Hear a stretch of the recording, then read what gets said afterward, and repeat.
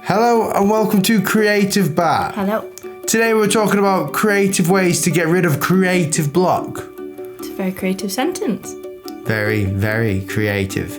If you're a creative or someone who works in the creative field or just does things that are creative in general, you will know the experience of creator's block.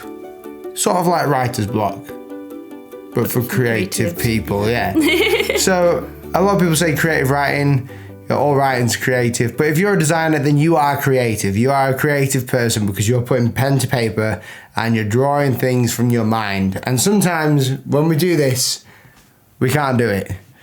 But why? Why? What happens? Because everybody's had it. If you've ever written something or created something, so what actually? No one knows why it happens. No one knows what makes it happen. So there's a lot of skepticism on the internet, I'm guessing, about it. Theories Behind what it is. And, I don't even care what it is. I just want it to go away. Is it like whenever I'm working, I'll be like, yeah, I'm so psyched for this project. And then when I do the project, I'll get to it. I'll hit this sort of point where it's creative block. Now, I want to get rid of this misconception. Just sort my microphone out for a second. Creative block isn't a time in your life where you don't know the meaning of life. I searched this on the internet and people are saying creative block is that. Isn't that an existential crisis? Yeah, people are saying it's like, no, it just means that you can't draw something. People are unreal online. I watched this thing on YouTube of someone saying ways to get out of creative block. Move to a different country. Like this, I don't get it. It'd be very expensive. I'd maybe suggest like more sleep. Yeah. Be cheaper. So here's my way. The way that I overcome creative block is quite, it's just quite standard really. It's just do it anyway. If I'm doing logo design, I'll just plow through it. And if I just don't have any basis on doing anything whatsoever, I'll just go ahead and draw some doodles down. And then add on to it. Well, I won't even add on to it. The doodles will just be anything, just like lines, shading. I'll just get pen to paper and not really bother about anything else. And then some point within there, this wall will break down and then I'll be allowed into my creative freedom to do whatever I want. I'm trying to think, I keep going back to when I was doing my art GCSE, and I know this isn't, not as advanced as designers and people that make logos and stuff, but I'm trying to think what it was that I did, because there would have been times, but, maybe try building on what you've done in the past. So if you've tried something that's worked, try something similar and then adapt it, change it, switch it up, use different media. Will's really into using different media in the moment, for his little things, pictures in his drawings. He likes watercolour, he's been using chalk pens. Just, try something different like that. But I think the main one when I was at GCSEs is just sleep. If you can't concentrate and you can't think of ideas, maybe you're a bit tired. Maybe you need a coffee. Yeah, there's another thing is in exercise as well. Exercise apparently helps your brain work properly because our bodies are so weird. Even when we're creative people, if we aren't exercising, then our brain is not functioning right because it's not in tune with our body, and that means that we get fat sometimes, or we feel fat, or we just feel generally unhealthy. Maybe that's got a lot to do with food then as well, if you're eating rubbish. Well, apparently not, it's just apparently exercise. Is it? Yeah. Well, in fact, actually eating rubbish actually helps you. Really? Yeah, eating rubbish. If you go into an exam and you've just eaten a packet of crisps and a Yorkie, you'll feel much better about going in there, more confident. Than if you'd had an Arna. Yeah. No, it's true. It's true. It's one of those things. It's true.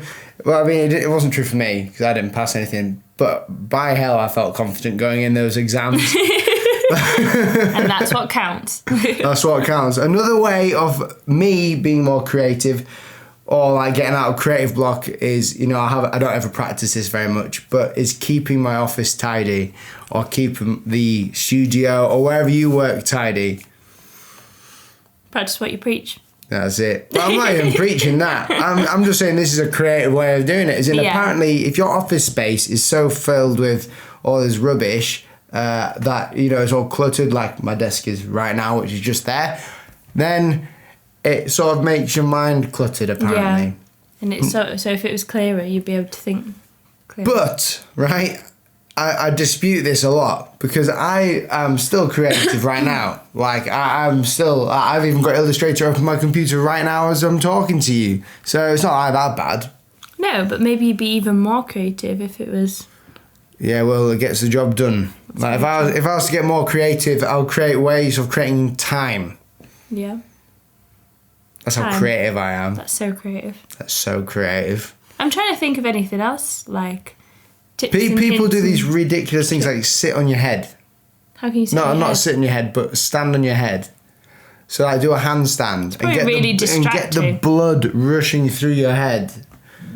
No, seriously, people do that. People literally go out of their office, do a headstand like this. Who do you know that does that? Some people online. I've been reading on it. I've been doing research. Yeah, well, it's true. People do that. People eat lettuce. Lettuce? I guess it's just to help them feel creative. Slugs and snails must be very creative. Slugs and snails must be creative. That makes no sense. Because they eat lettuce. Oh, no, well, lettuce is just part of the healthy diet, I'm guessing. But just the way that I get creative is probably, one, watching abstract, not cartoons, but animations, looking at paintings, and drawing. What about talking to other creatives? No, that distracts me. Is it? Yeah, I never get creative in front of them. As in, if I'm on a Skype conversation, I'm not even talking about work most of the time. I just want to know about them. So it doesn't help? No, it doesn't help, no. What does help, though, is having something visual down. And I think, right, because we're creative people, when we're a designer or whatever, like I know my job, if I have someone saying, oh, I want a logo design or whatever, and they give me a piece of paper and go, here, design something here, or do whatever, my mind will be so set on designing this one thing that I'll just not design it well. I'll have this creative block and it'll just be like so much pressure. So I think pressure brings creative blocks because of that. So I just get a piece of paper, do whatever I want on it. I'll just do some hand lettering for Instagram just to get into there. Do you think time pressures as well, does that affect? Time what? Time pressure. Time pressure, yeah. If you've got like a contract or something, or if you're doing, I don't know, a commissioned piece of painting or whatever, and you've got 2 days and it's going to take you a week, that pressure will either one, make someone do the job well, like so people work well under pressure, or it would actually make the painting would never get done.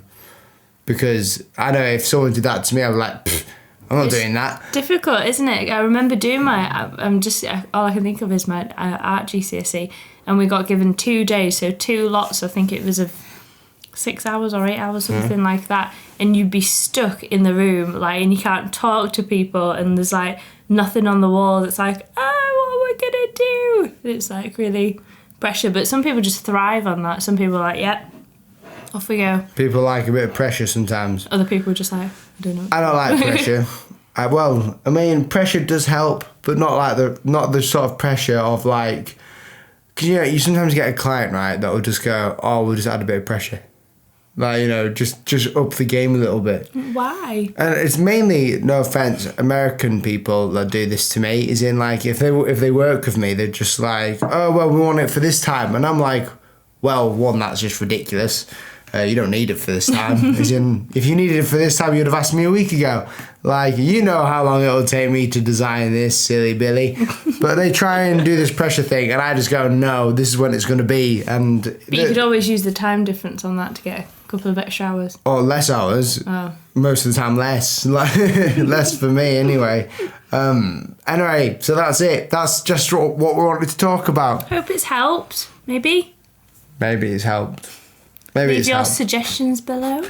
This is, I think, episode number 8. No, it's 9. Number 9. This is episode number 9 of Creative Bar. And I'm quite tired today. My eyes are shutting because of the amount of setting up and packing down in the studio. Aww. But Creative Bar's going to look sick in the next series. Exciting. It is exciting. We've got one more episode. We've got one more episode until we have like either a 2-week gap or a 4-week gap. Yep. It depends on how long some things I want to do are going to take, but we're definitely bringing it back. We're going to make it look nicer as well, get some new stuff for the background and do all this creative things with it. Make it all pretty. Make it sound better and everything else. You are tired, aren't you? I am tired, yeah. I am very tired. Because people are just annoying me over there on my computer. Yeah, but if you would like to have any more, if you would like some more information about what Creative Bar is, there's a link in the description and on a card which is up here. Ooh. No, it's here. Here. The card's here. You can click on there, and on there it will show you everything to do with Creative Bar, advertising opportunities and all that sort of thing. Fancy. Fancy. And we'll see you next week. Thank you so much for watching. See you next week.